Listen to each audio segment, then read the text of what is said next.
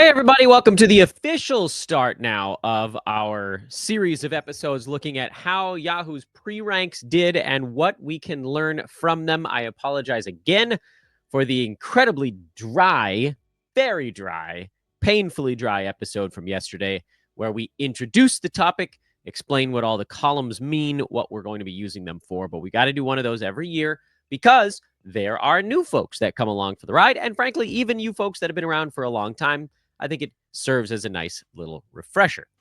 I am Dan Vespers. This is Old Man Squad Fantasy Basketball. Thanks for listening. Thanks for following. Hit that subscribe button if you're finding us for the first time. You're bored, wanting to talk about fantasy basketball in the off season. At Dan Vespers on Twitter. Old Man Squad on Twitter is the network feed that's got all of our shows, including all the amazing new ones from the great Noah Rubin, and coming shortly, the new ones from the amazing Adam King. I am also Old Man Squad on Blue Sky. If you swapped over to that one for whatever reason, you can find me there as well. Here is the board we were looking at from yesterday. It's actually precisely where we left off looking at it. I haven't moved it at all. I didn't change my clothes because, spoiler, I recorded 2 shows back to back. But I don't have to put them out at the same time because that's the magic of recorded audio. As we talked about on yesterday's show, we have 11 numerical columns. Many of them are fairly straightforward and don't tell us a whole bunch. But we're going to go through basically the players starting today. We're going to start working our way down the board and just look at kind of how they did and what we think we can just take away from individual players. Okay, so this is a multifaceted breakdown. And at the beginning, we really have to set the foundation. So the foundation, which is, I'm hoping we can do all of that on today's show, but we'll see how quickly I end up moving because you guys know me. I'm a bit of a chatterbox. I want to go through and look at the start rank and the final rank of the top 100. And basically, we're just going to say, hey, how did they do and why do we think it went that way? So this is the easiest part of this. It's also arguably the most extensive part of this because we're going to do it for all the players, and it might take a couple of shows as it turns out. But then we're going to push through into the different columns and what those teach us about the Yahoo board. So let's start at the top. Victor Wembanyama, and we can actually, I'm going to zoom in a little bit here. You know what I should have done? Oh, I did. Did I not? Oh, I didn't lock the top pane. You guys remember how to do that? Where's the, freeze panes. Freeze top row. There we go. Ta-da! Dano remembered how to do it. So we're going to zoom in a little bit here. We don't need all these other columns. So we're going to zoom to the selection. Oh, my God, that's huge. Ha, ha, ha, ha, ha. Yeah, there's a joke in there. So we're just going to look at the name, the start rank, and the final rank. Oh, you know what? I want to zoom out a little bit, and I want to get the difference column in there as well. So let's zoom to those 1, 2, 3, 4, 5 columns. Yes, we're going to have the average per 5 in there, and we'll probably basically ignore that one today. Yes, I am the pinnacle of organization. I know. We figure some things out on the fly. I know where I want to. It's like an episode of Curb Your Enthusiasm here on the pod. I know where I want to start, and I know where I want to finish, but I don't know exactly how I want to get there in between. So let me just call up my dude, Jeff Garland, and we'll figure this sucker out. So let's start at the top. Let's work our way through the board. Victor Wembanyama started pre-rank of 1, finished at number 2. Nothing really to break down there. He was great, as expected. Not quite as great as Nikola Jokic, but it'll play. 24 points, 11 rebounds, about 4 assists, a steal, almost 4 blocks. Fixed the field goal percent for the most part. Still not what you'd call a field goal percent tank at the center spot, but fixed the free throw percent up to 84. Not that it was bad, but that was a big part of turning him into the perfect punt build, top of the roster guy, is that now you're getting your free throw fix out of the center spot. It was important that he had to be like a significant positive in one, at least, of the 2 categories. Nikola Jokic, he was pre-ranked 2. He finished at 1. Just a year for the ages out of Jokic. 29, almost 13 and 10, averaged a triple-double. Ho-hum, Russell Westbrook did it. 1.8 steals, 0.7 blocks, 57% from the field on almost 20 shots per game. Absurd. And he had 2 3-pointers a game this year. Come on. That's not even fair. Luka Doncic was pre-ranked 3. He finished at 6. Obviously, the bigger issue there were the missed games, but Luka's overall season turned out fine. Field goal percent was lower than we would have wanted to. If that was up where we thought it would be, which would be more like 47, 48 instead of 45, he would have probably been top 4. Instead, he finished at 6, and that's still reasonable if he was healthy. Shea, starting rank of 4, finished at 3. He was amazing. I thought he was going to take a tiny step back into that 5-6 range. I was wrong about that, but he was still the obvious pick at 4 behind Luka. And as you guys heard me talk about, I had the 3rd pick in 2 different drafts. So I went Shea in 1 and Luka in the other. I got 3rd place in 1 and 1st place in 1. I bet you guys can figure out which one was which. Shea was amazing, though. 34 points, 2 threes, 5 boards, 6.5 assists, 1.7 steals, a block. Terrific percentages. Both of them only 2.4 turnovers. He did profile a little bit still as a punt threes guard to start because most of the guards in the first round were hitting 3 or more 3-pointers. And Shea was only at 2. You could have gone punt rebound, but again, you're getting 5 out of a guard, so that's not really a bad spot to be in. Otherwise, just go destroy everybody and everything. How does that work for you? Anthony Davis, pre-rank of 5, finished at 4 per game. Again, trying to play through the abdominal thing in Dallas and then re-aggravating it for a month and a half. That was the big downfall for AD. Otherwise, it was a really good year. Good field goal percent, great defensive stats, points and boards were where you needed them to be. That extra 15-game dock was really where the season fell apart. Tyrese Halliburton was number 6, and he was a safe number 6. He falls into that kind of safe category guy where I thought he'd be more like number 10, 11 this year. He actually finished at 5. Part of that, though, was the incredible ability he had to get assists without turning the ball over. Halliburton actually falls to number 14 in 8-cat because of how good he was at being efficient. Now, I don't know how that turns out for you, but he was an amazing punt points guy to build off of at only 19 points per game, but 9.5 assists, 1.5 steals, 3 3-pointers, great percentages for a point guard. And again, those crazy low turnovers as well. Next name on the list, Giannis Antetokounmpo, technically finished at 41, but obviously if you're punting free throws, he's a first rounder, so that one pretty easy. The only thing he never really gets docked for is that he always misses about 12 to 15 games, and that happened again this year. We just got to take that into account, even if you're in a punt build. Tatum started at 8, finished at 10. Easy. Just easy money for Jason Tatum. He's going to miss probably 12 games or less, which was where he was again this year. I think he missed 11, if I'm remembering right. Awesome. Trae Young, number 9, pre-rank, finished at 49. And yes, some of that is punt stuff. But again, you can't punt. Okay, I got to be careful with my words. You can punt 2 categories with your first rounder. It's just not optimal. If you punt turnovers, he jumps up to number 16. If you punt turnovers and field goal, he jumps up to number 7. If you punted field goal alone, he was number 17. So one or the other, either one gets you into the middle of the second round. But you want it, like, if you're drafting a guy with a punt in mind, you kind of want that guy to be at the rank you got him or better. And he wasn't, because he couldn't shoot and he turned the ball over way too many times. But if you remove those things, then terrific. He was great, but feh. Whoops, jumped over a name. James Harden started at number 10, finished at number 16.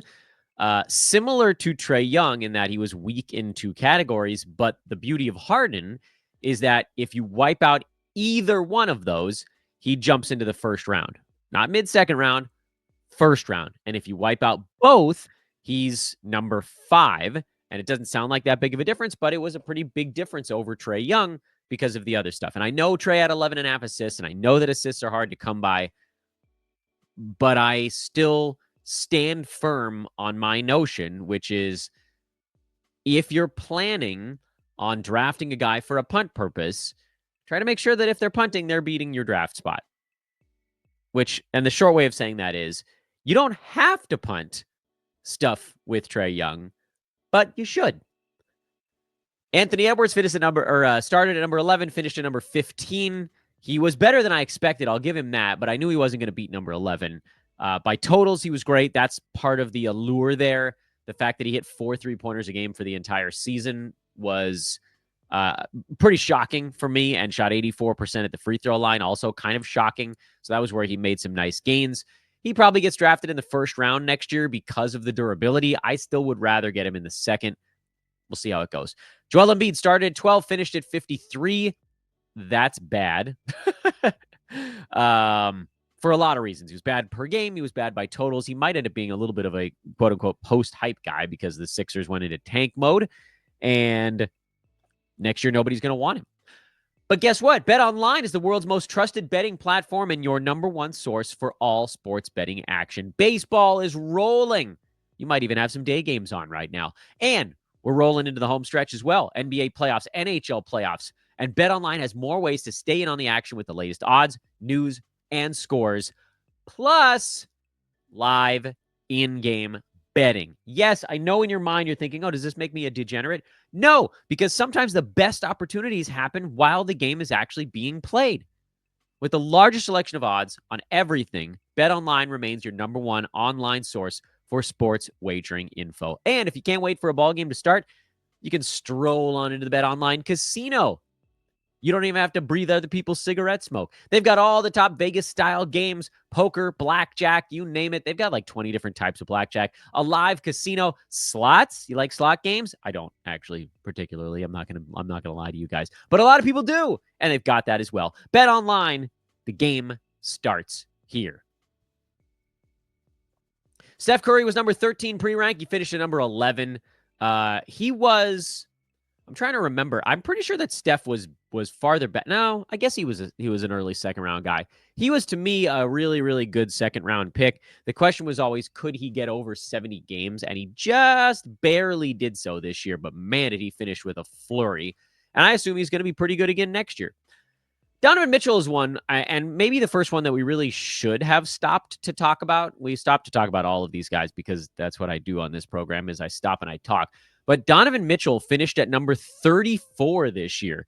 24 points per game, 4.5 boards, 5 assists, 1.3 steals, 3.3 threes, 44.5 from the field, 82 at the free throw line. So the question is, why was this season if you want to call it a quote-unquote down year for Donovan Mitchell? Reason number one, the Cavs blew everybody out. His minutes were 31 instead of 35. Basically, the last half decade, he's played 35 minutes a game. This year, he only needed 31 and a half for them to do damage. Reason number two, his field goal percent was down a little bit, not a substantial amount, but it was lower than his career mark and lower than each of his two previous seasons in Cleveland, where he was at 48 and 46. This year, 44. Free throws, 82%, career 84. Last 2 years, almost 87. Hard to know exactly why that happened. Sometimes it just does. You can write off the assist dip to a healthier Darius Garland and playing fewer minutes, probably the biggest reason.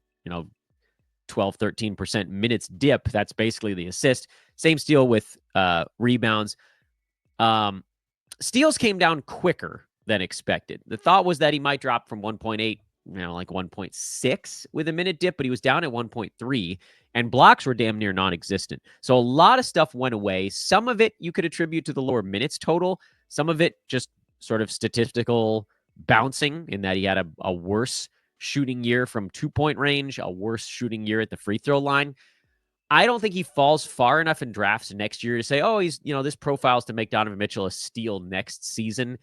I like him as a late second rounder based on what we saw this season. If he's still going early second round, I think we might be able to find someone perhaps a little bit safer because he also only played, about 70 games this year, 71, which is not bad, but also that's kind of a high watermark for him. LaMelo Ball at 15 turned out to be a mess. We kind of knew it was going to be a mess, and I still ended up with him in a couple of spots because I was like, hey, don't draft him unless he falls down near 30. And then I did it like a dumbass anyway. Well, LaMelo, not only did he not stay healthy, but his numbers were bad. It was all of the above. He finished in the 50s on a per-game basis, missed a ton of basketball. Why? Well, there's a lot of stuff at play there. Minutes at 32, field goal percent was one of the worst impact guys in the NBA. I think we all hoped that the steals numbers would be better for LaMelo this year. I think he at 1.1. So that was on the low side. It was just, everything. If you're looking at like last year, his scoring was actually better. He took more shots, but he shot way worse. He took so many 3-pointers this year, and that was a big part of it. Yeah, he averaged 3.8 a game, but it took him 11.2 to get there. And he took 10.6 a couple years ago, but he shot them better, so that was helpful. Free throws were fine. Rebounds were down. You could probably put some of that on the lower minutes because of the injury stuff. Assists were down. Same story because of the lower minutes. But that steals number almost being cut in half, that was one we didn't really see coming. Still, it feels like LaMelo without an obvious punt field goal build profiles as, mid-20s kind of at best. He can get better than that if you've got the right build going. If you punted field goal this year, he jumped all the way up to number 15. That's how bad he was in that category. So I get it, but you also need to know that, and I don't think you're ever going to get this guarantee, that he makes it through a season unscathed. And I don't want to spend the whole damn thing. I don't know. Are we too hard on? Look, he's got to get through a year. That's just where I'm at with him. Cat, pre-ranked 16, finished at 7. That was a nice little second-round winner. I admit I wasn't quite high enough on Cat, mostly because I thought he was going to play himself into an injury. But lo and behold, he only missed, 10 games this year? That's pretty darn good. First-round value.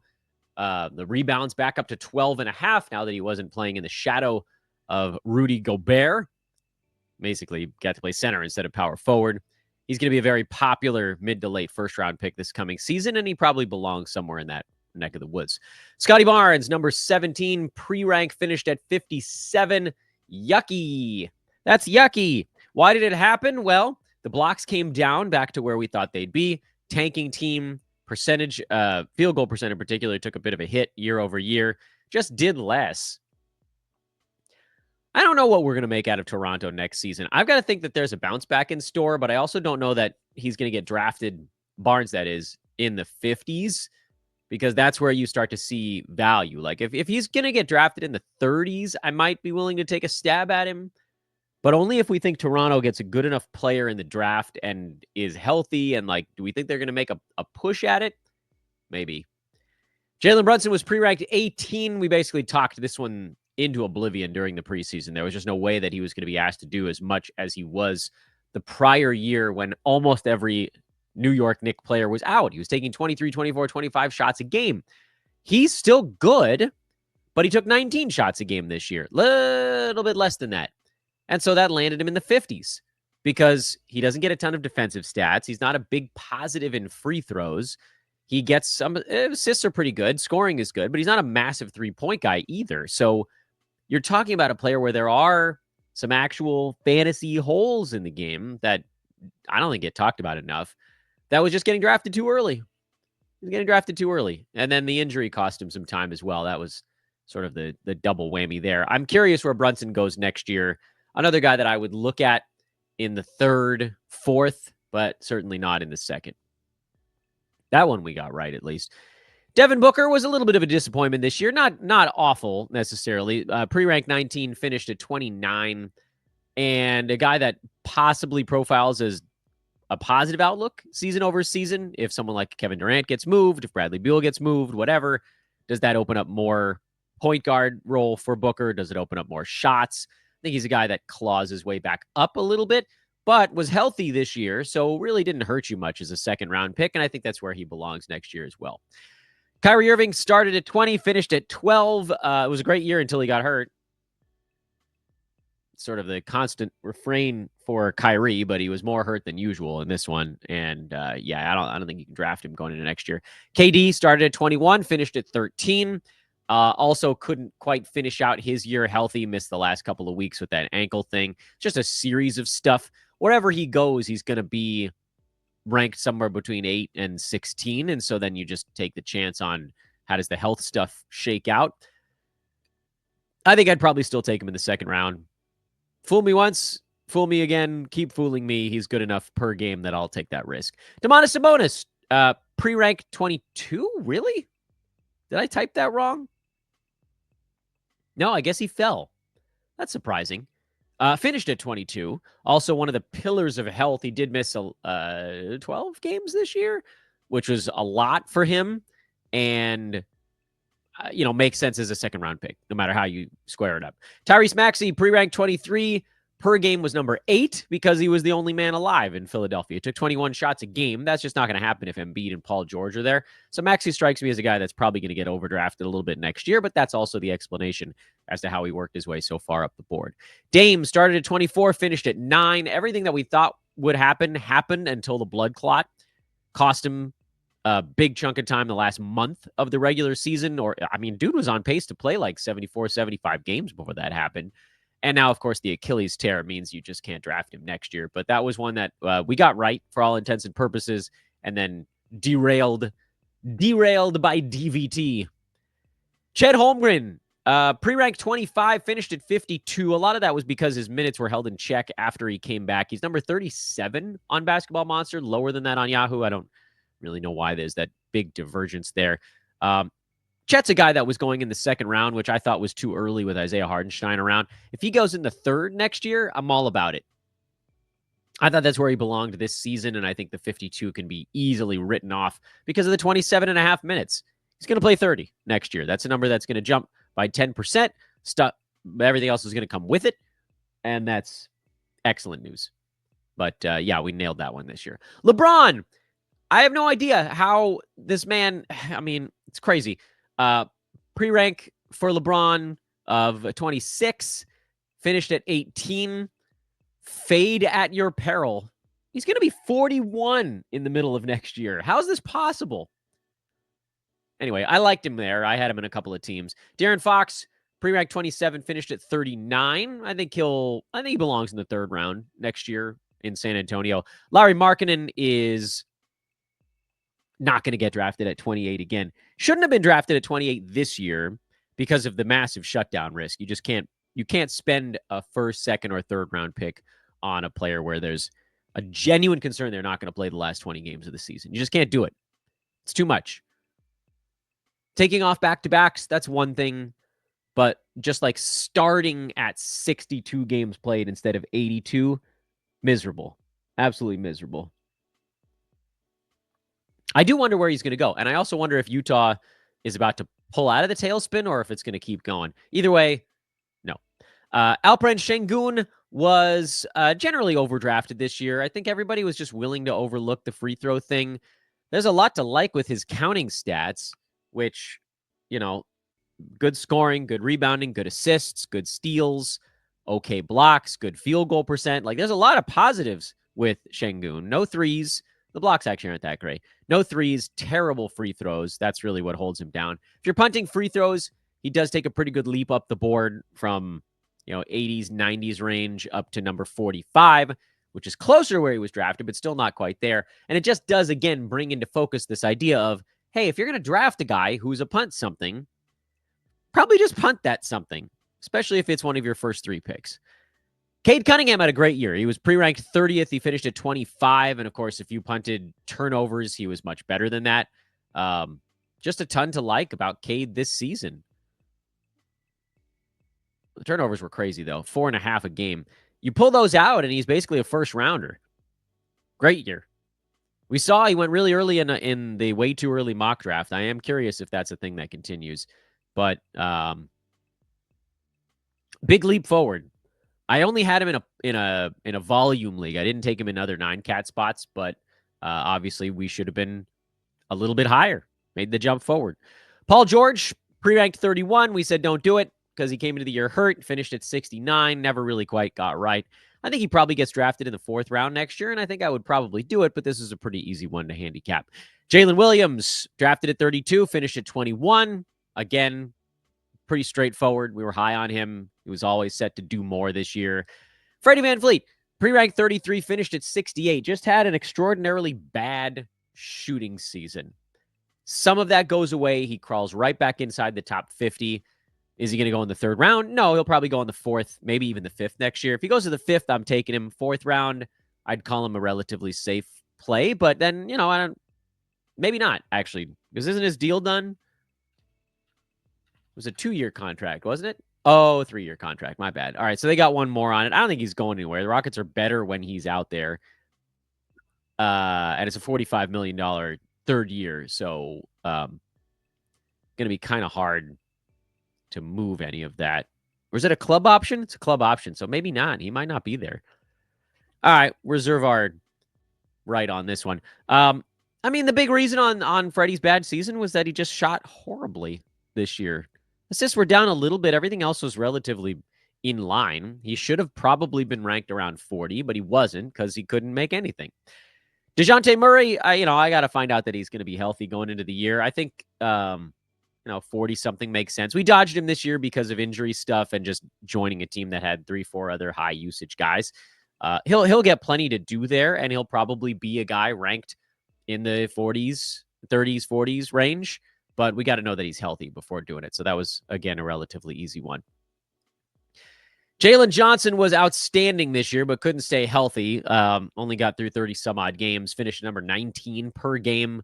Looked to be on his way to being a massive draft day win. We were going to count our money, and then down he went with the shoulder thing.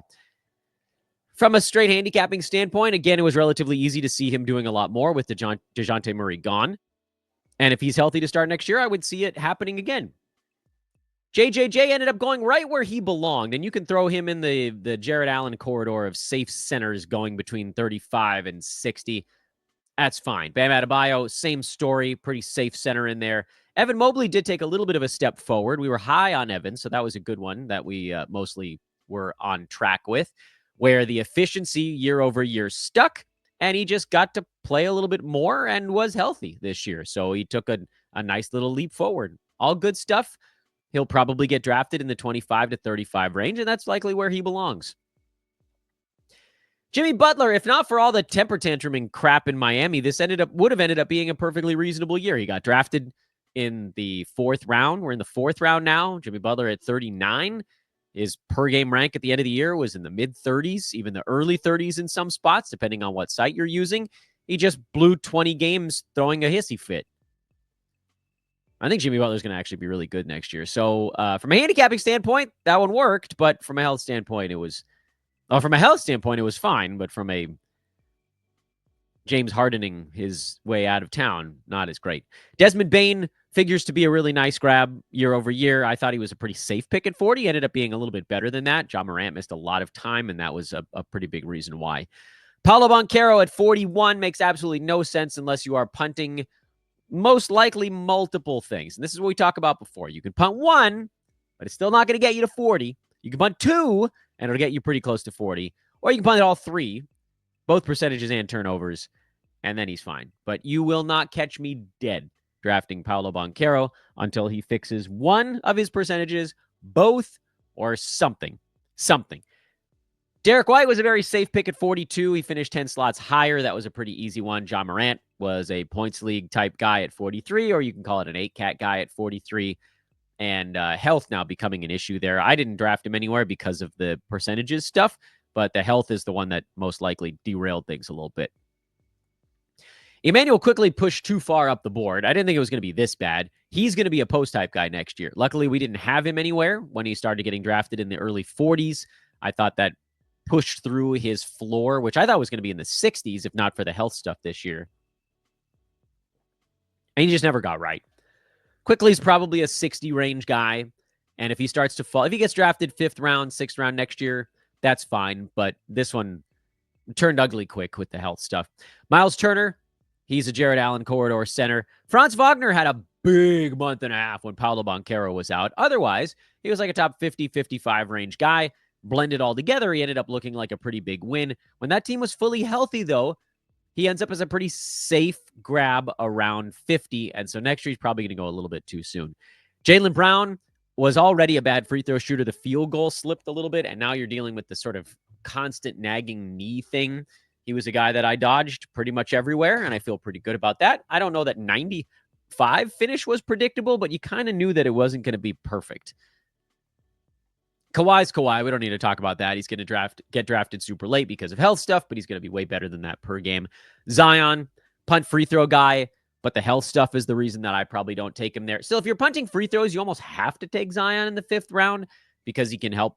He's one of those guys that, like, if you get crap out of him, your team will probably survive, but if he's good, he's that good in punt free throw. Siakam, super safe play. Easy call there. Super safe. No problem. Jalen Duren, tough beginning of the year, good ending. He'll be a Jared Allen corridor guy going into next year. Rudy Gobert, a little bit worse than the Jared Allen corridor type as he starts to slip a little bit, although the blocks could come back. You never know.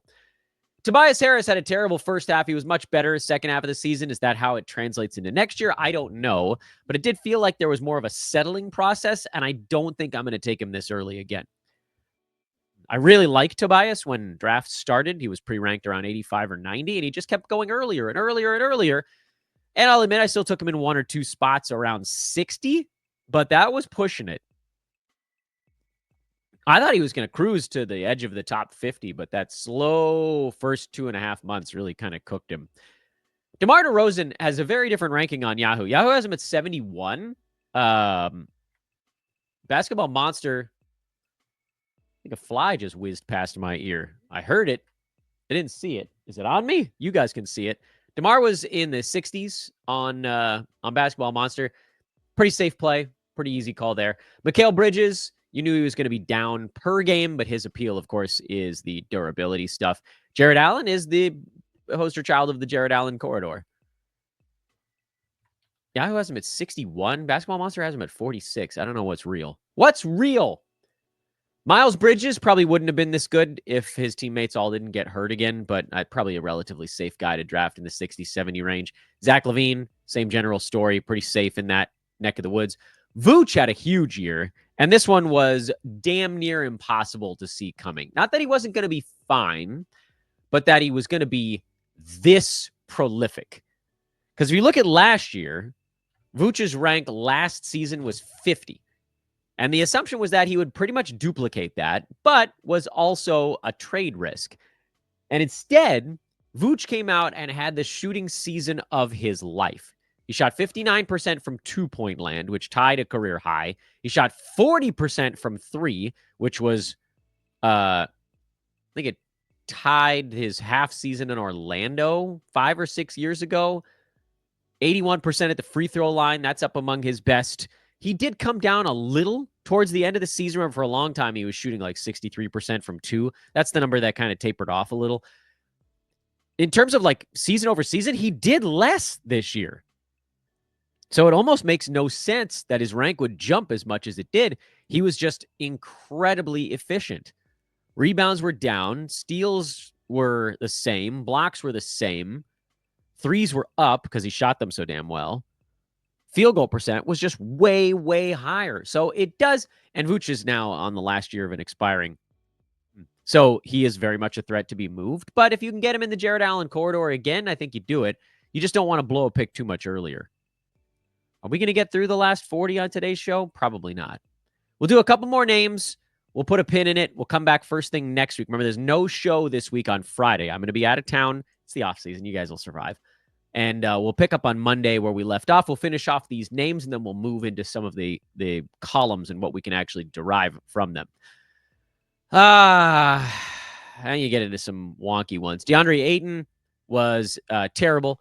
Pre-rank of 60, final per-game rank of 83, just not at all involved. Julius Randle, 61 down to 124, but you always knew that he was going to be a complicated one.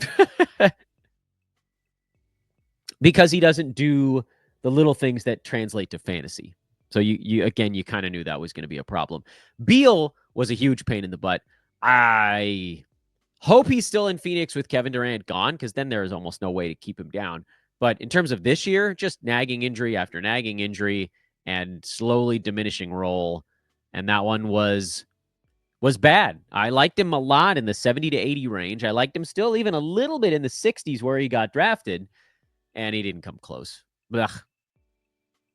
Darius Garland got his health back, much better. He'll be drafted likely in the 4th round this coming year, and that's probably about where he belongs. Brandon Miller, I was not super high on. I didn't think he was going to end his season, but he finished with a per-game rank pretty close to his draft position. Jamal Murray, this one was a huge, huge winner on draft night. He was pre-ranked 65. He finished at 17. There was a lot of fear over his health, and he did miss about 15 games this year, so it was somewhat warranted. But great percentages. The steals were up. The turnovers were relatively low. There's just like, You knew he could be a top 35 per game guy. What you didn't know was whether or not he was going to stay upright enough games for it to really click. And he did. Kudos to Jamal Murray. Kudos. Nick Claxton was a train wreck. Everything in Brooklyn was a train wreck. I don't think you can touch a Brooklyn net until we know whether or not they're in half tank mode again next year. Luckily, our take, if you remember from the preseason, was why would you take Nick Claxton at 66 when you can take someone that's basically the same as Nick Claxton at 115? So thank the good Lord we didn't have him anywhere. Brandon Ingram, he's never healthy. Maybe he will be in Toronto, but he's going to have to prove it before I believe in it. Cam Thomas, injuries screwed this season up, but he's really, 75 to 100 range 9-cat guy. He's a punt build dude if you think he's going to play down the stretch next year, and I just don't know if he will.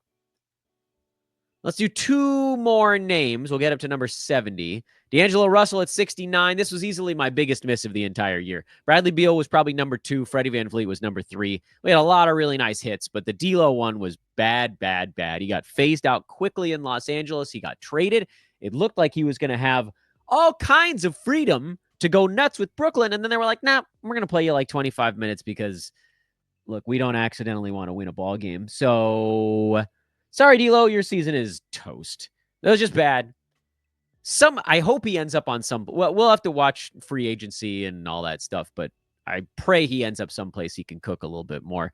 And then Isaiah Hartenstein, who had a pre-rank of 70, but had that injury late, so you knew he was going to miss a bunch of time. He finished right around where he was drafted, which was fine. There wasn't that big upside. He was rolling top 50 for a while with Chet out, but kind of outside of that at the beginning and the end, and finished at 75, which seems very much fine. We're going to go ahead and put a pin in this thing for now because there's a lot to do, and I don't feel like doing a 50-minute show today. So we'll finish up the list. We'll do the last 30 names on Monday. We'll segue from there into the first board analysis parts of this series of shows. We're going to go through the per game stuff. Then we'll flip on over to totals after that, and we'll do it all over again. I'm Dan Vespers for Old Man Squad. Thanks for watching. Like, rate, and subscribe on your way out, and I'll see you guys again first thing next week. Maybe I'll even get a Sunday show in, time permitting. Later for now.